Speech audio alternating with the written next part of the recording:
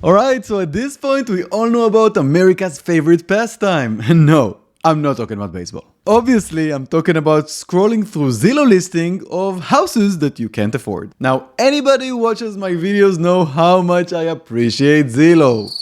Okay, no, but seriously, I know that none of you listen to me, so I'm going to teach you the right way to look at houses and see past all the bullshit.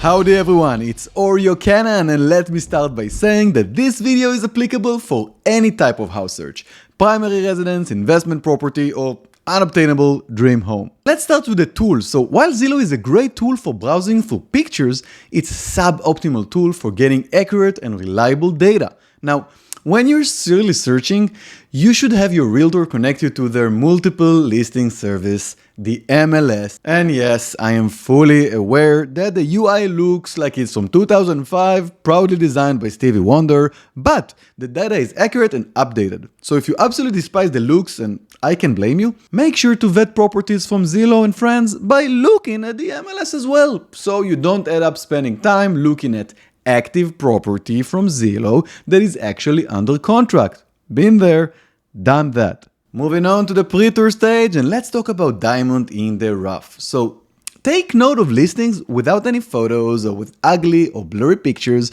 when you're searching for a good deal. There are a lot of people who skip these houses, but I have found excellent properties multiple times by taking the time to look at them. Take advantage of the reduced traction. The other thing you can do is sorting by the number of days a house has been on the market and do it in reverse. Get the older one first. This way you can find a good deal because the listing agent might have made just critical mistakes and squandered their time on the market, when in fact these houses have nothing wrong but a bad representation. The second thing I want to speak about is due diligence and equity. And how do you do that? Well, first you start with reviewing the disclosures. And it's important to know, a seller who is selling a home in Texas must inform you if they have any major changes made to the house. The main big ticket items on a home are the roof, HVAC, and windows. The backyard situation is also important when it's applicable. Make sure that you know the age of these systems along with any repairs or replacement that took place. Some realtors fail to mention it in the listing, which is literally leaving money on the table for us to pick up. Also, be sure to check if there's any history of issues with things like the foundation, the plumbing, or the termites. Are there any warranties for any of these? If you can't find this information, your agent should be able to obtain it. This is a huge way to weed out houses before wasting your time on them. The third thing I want to speak about is location. It's important to review the area as well. I assume that at this point you have a general idea of where you want to live, but you want to take note of anything that jumps out prior to even going to the house. Let me give you some examples. Pull the property on the map and note: is it near any major noisy roads, business parks, train tracks? Loud or weird locations can be annoying and make resale harder later on. So be aware to make note of anything that you want to verify in person prior to actually going there. It's also an opportunity to test your agent and see if they make a point out of it. When I looked for my first house in the US, the agent took me to a house right by the railroad, and I found about it myself and she never mentioned it.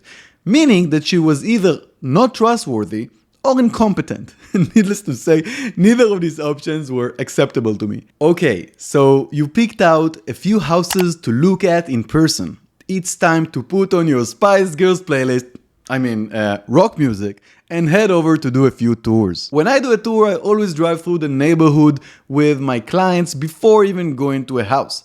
Find any amenities like pools, parks, golf courses. People can tell pretty quickly whether they connect with an area, and that's a huge part of whether or not you like the home. Now, remember, tearing down a wall is simple.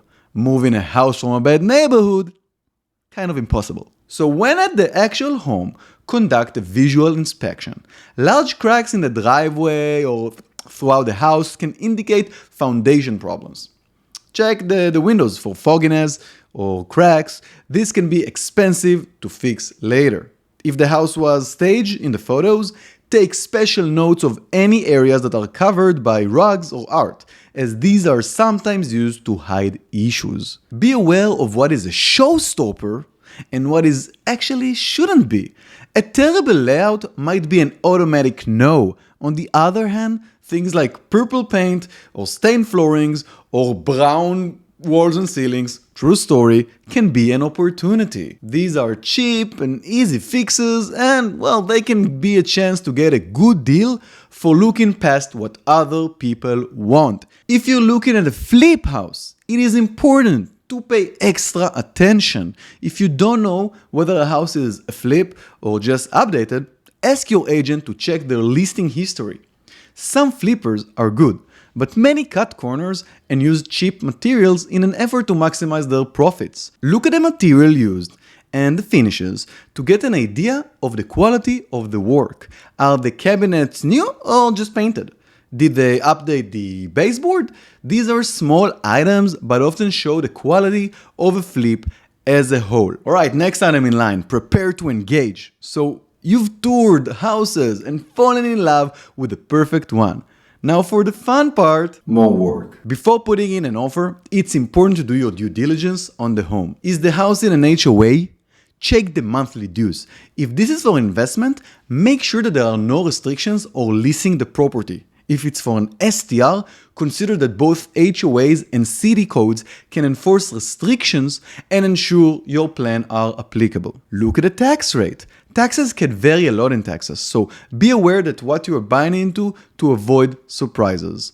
Homestead exemptions don't apply until the tax year after you purchase, so they can update it and they're going to. So per recent changes, assume you'll be paying taxes on the full amount of your purchase and perhaps be pleasantly surprised later. Are there any outstanding loans or leases?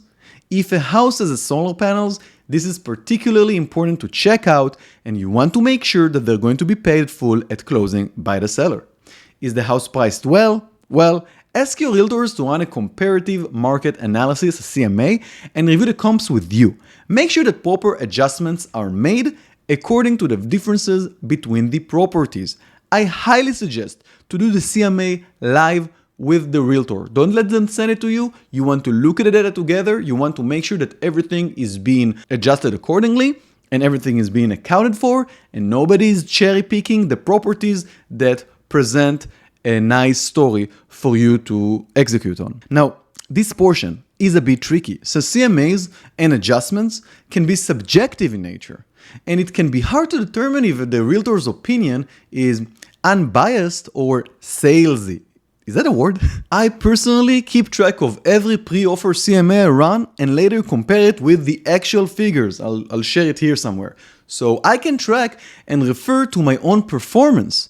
But I've yet to learn of anyone else who actually does that. I refer to the performance because it's important to know what they are so you can understand how accurately, statistically speaking, the projection is going to be. Use the price from the CMA portion to determine your engagement price. Now, remember that although you want to secure the home, you do not want to do it at all costs. Knowing what the fair market value is will help you to balance out your desire to secure the lowest possible price with your position of trying to get your offer to be seriously considered. Offering too low can backfire. Now, these last two portions can be an entire video on its own, so let me know in the comments if you'd like to learn more about how to properly understand market value along with various strategies of engagement. And hint, it's not as easy as always lowball. There's a lot of nuances for a successful negotiation. Once you feel comfortable with all of this information,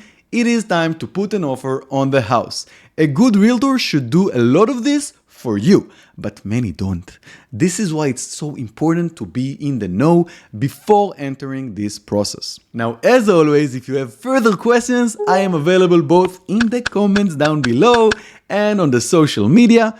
Follow us on Instagram for more educational content about real estate in general and Austin in particular. I hope you found this video insightful and I'll see you on the next one.